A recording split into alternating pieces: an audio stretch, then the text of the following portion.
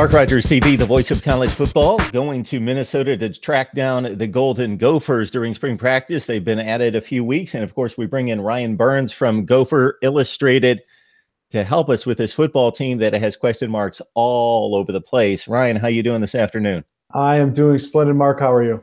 Doing great. So I love to dive into this football program, and I've told you in the past why it intrigues me, and now looking forward to the PJ Fleck era in year 2 to see what he can do with a team that doesn't have a whole lot of guys that we're familiar with back on the roster. So let's start with the quarterback position, Ryan, because Connor Rhoda graduated.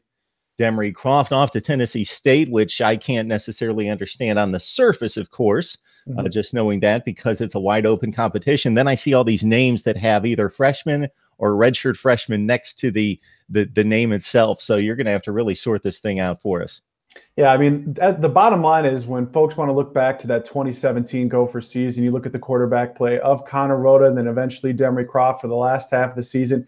It was inadequate at best. I think Pro Football Focus rated Demery Croft as a quarterback as the second worst performer in the country at the position. So you look at a couple of the new names that I've been watching here at Minnesota spring practice.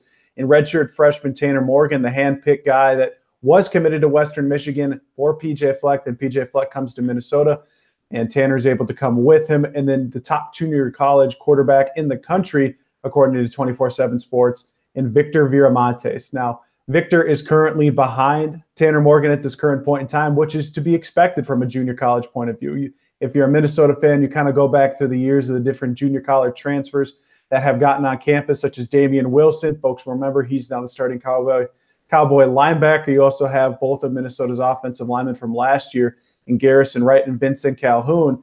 They didn't start immediately once they got to campus as well.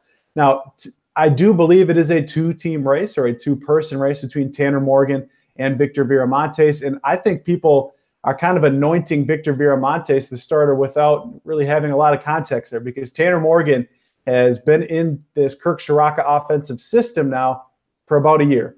And I think that Tanner has looked very good throughout spring practices. What I have seen, PJ Fleck at each media session afterwards has hyped up Tanner Morgan as well.